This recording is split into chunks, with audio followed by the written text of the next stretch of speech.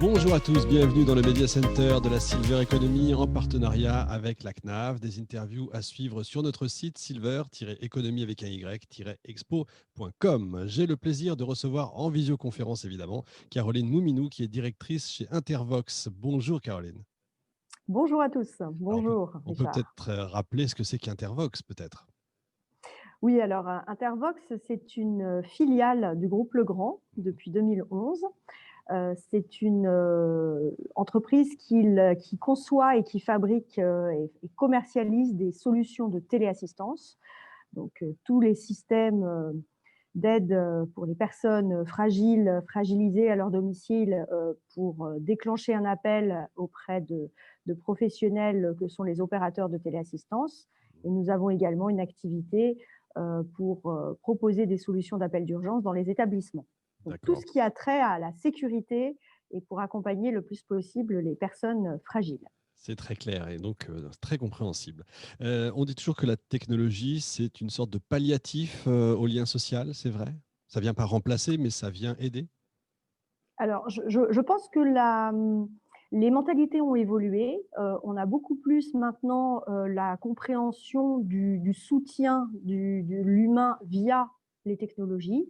On a encore de la pédagogie à avoir, mais très clairement, on voit que déjà la technologie, alors je parle de la téléassistance, sujet que je connais bien, Évidemment. sur le lien social, voilà, il y a des situations effectivement euh, de sécurité, des situations où la personne a besoin d'aide, bien évidemment, mais on se rend compte que rien que appeler un opérateur de téléassistance, c'est déjà du lien social. Donc oui, la technologie, c'est un support, c'est une aide, ça peut aider à une organisation humaine qui ne peut pas être 24 heures sur 24 chez la personne à aider. Il faut la prendre comme telle, mais il faut qu'on travaille ensemble pour être, oui, pour que la communication, la pédagogie se fasse le mieux possible. On ne se rend pas compte de ce que veut dire le lien social, puisque d'après ce que j'ai Mmh. compris, 55% d'appels sont dits involontaires, c'est-à-dire que c'est des gens qui cherchent à parler, tout simplement. Oui, alors les opérateurs de téléassistance pourront mieux en parler que moi, mais c'est vrai que on a malheureusement des statistiques qui sont effrayantes par rapport aux personnes isolées et qui ne voient personne, à part peut-être leur aide ménagère une fois par Mmh. semaine ou l'infirmière. Et ce lien, alors c'est peut-être pas suffisant évidemment hein, d'être en contact avec quelqu'un qu'on ne connaît peut-être pas, et encore il y a des efforts qui sont faits pour humaniser un peu tous les services, mais c'est déjà mieux que rien. Mmh. Donc tous ces sujets de technologie au service de l'humain, c'est effectivement un moyen évidemment de protéger, mais également de prévenir par rapport à un isolement qui est bon, encore plus prégnant par rapport à la situation actuelle, malheureusement. Ouais, c'est vrai. Alors c'est vrai qu'on ne se rend pas toujours compte qu'on est en train de perdre son autonomie. Ça commence très tôt. Si je prends l'exemple des lunettes, c'est idiot, mais très souvent, mettre des lunettes parce que on commence à vieillir un peu, on se dit mais non, c'est pas à moi, c'est les caractères qui rapetissent, c'est pas moi. Il y a aussi la prise de conscience quand même qu'on est en train de vieillir. Ça, c'est compliqué, hein. Oui, ce qui est compliqué, oui, on est tous pareils, on n'a pas envie d'admettre quoi que ce soit. Maintenant, on a aussi une culture où bon, la prévention est un petit peu compliquée. Euh, Nous, on essaye, en tout cas, au sein d'Intervox, au sein du groupe Mhm. Legrand, au niveau de la Silver Economy, de prêcher sur le fait que les solutions existent, qu'elles contribuent euh, au confort, au C'est ça. bien-être Mhm. dans un premier temps.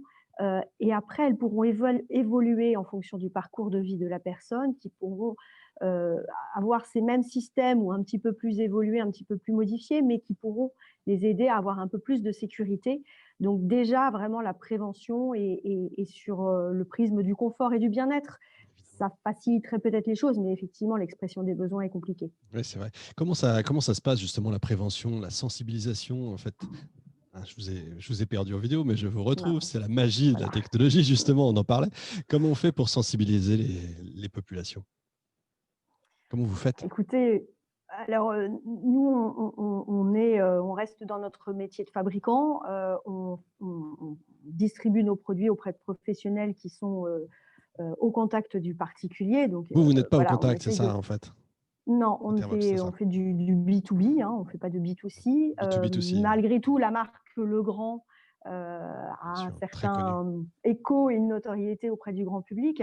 Et au sein même de Legrand, on a des solutions d'adaptation du logement ou des solutions qu'on n'utilise pas pour de l'adaptation du logement, hein, qu'on Mmh. utilise pour voilà, l'appareillage de couleurs pour les contrastes sur les murs, ça plaît aux architectes, mais c'est une nécessité aussi pour les personnes qui ont des déficiences visuelles. Donc on essaye aussi voilà, d'avoir ce prisme de design for all, comme on dit. Mmh. C'est un produit qui sert finalement pour tous, mais qu'on s'approprie aussi en fonction de son propre besoin. D'ailleurs, vos produits, c'est curieux parce que c'est vrai que je les connais depuis quelque temps, mais ils s'arrondissent un peu, ils se designent de plus en plus, je trouve, et ils Oui. s'inscrivent effectivement dans le design forum, comme vous disiez à l'instant. Oui, en fonction du parcours de la personne et de son niveau de dépendance, évidemment, on va devoir aller dans des solutions un petit peu plus voilà, ciblées, hein, Bien telles que sûr. la téléassistance. Mais malgré tout, on reste coquet, on a toujours envie, Mmh. voilà, on n'a pas envie non plus de paraître vieillissant ou dépendant. Et c'est vrai que le design, on a un département design chez Legrand qui a beaucoup travaillé pour justement essayer d'améliorer les choses. Et on a encore toujours beaucoup de travail à faire sur ce sujet, mais effectivement, c'est très, très important pour l'acceptation. J'imagine que dans ce département, il y a de la R&D également, parce que les nouveaux, j'allais dire les nouveaux arrivants, les futurs en fait retraités, Mm. dont je suis, et bien sûr, eux sont habitués, ils vivent avec les smartphones, les objets connectés, c'est les nouveaux, les baby boomers, etc. Tout ça va changer en fait, va évoluer technologiquement parlant. Oui, faut pas être trop en avance, il faut être suffisamment tôt quand même pour présager de l'avenir. Donc, on a effectivement des bureaux d'études qui travaillent sur les technologies et les innovations qui arrivent. Et toujours l'acceptation, parce que pas que la technologie arrive trop tôt, Oui. parce que autrement, voilà, on va avoir des difficultés. Après, les générations changent, et c'est vrai que toute cette génération qui arrive, alors ce sont les aidants aujourd'hui, donc on essaye aussi de les toucher via justement des solutions, les sensibiliser via des solutions qui leur facilitent la vie via ces fameuses technologies pour les rassurer, parce qu'ils ont des parents qui sont loin, fragilisés. Et donc, c'est en cela que la technologie peut les aider et peut Évidemment. contribuer à la sensibilisation sur ces sujets parce que dans quelques années, effectivement, on est tous pareils, on y viendra. Effectivement. La période qu'on vit, qu'on a vécue et qu'on risque de vivre encore un petit moment, la période Covid, a mis quand même pas mal en lumière le rôle des aidants, le fait aussi qu'on a de la famille, parfois un peu âgée. À votre avis, est-ce que ça va faire évoluer les mentalités ou est-ce que, un peu comme la canicule 2003, ça va un peu retomber comme un soufflé? J'espère que ça restera, parce que, on s'est bien on a bien réalisé qu'avec la crise, voilà, on était encore plus isolés qu'avant et qu'il fallait trouver des moyens. Alors, voilà, des moyens qui existent ou se fabriquer ou acheter in extremis des solutions qui pouvaient nous mettre un peu plus en lien. Et c'est vrai que voilà, les nouvelles technologies nous ont permis d'avoir de la visio, voilà, d'avoir plus d'audio, d'avoir plus de visites virtuelles, je dirais. Oui. Moi, je pense que ça va rester. Bon, j'espère que ce sera le cas, tout en étant dans un climat un peu plus serein que celui que nous vivons actuellement. J'imagine. Mm. Dernière question, comment, à votre avis, on construit une nouvelle société? C'est quoi l'avenir? Est-ce que ça va être des objets connectés partout, mais qui pourront justement alerter, qui pourront, je pense, bah, il y a déjà les aspirateurs qui passent tout seuls, il y aura peut-être des robots. Enfin, voilà.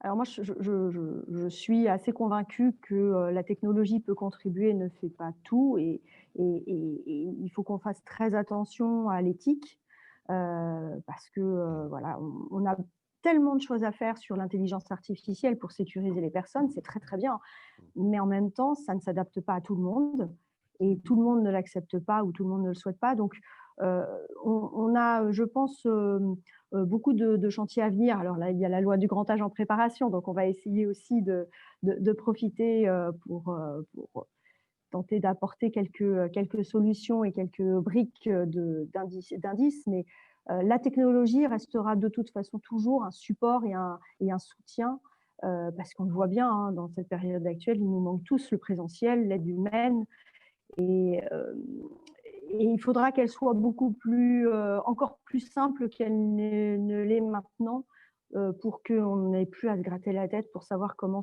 fonctionne un smartphone ou une tablette ou la Exact. téléassistance, comment je fais, quoi. La technologie au service de l'humain et pas l'inverse, évidemment. Je comprends. Merci beaucoup, vraiment, On a Caroline tous Meminou. à essayer. Ouais, fin de cette émission, édition Je 2020. vous en prie. Merci beaucoup. Retrouvez l'ensemble des émissions sur silver-economy avec un y-expo.com. On se retrouve donc dans quelques instants avec un nouvel invité.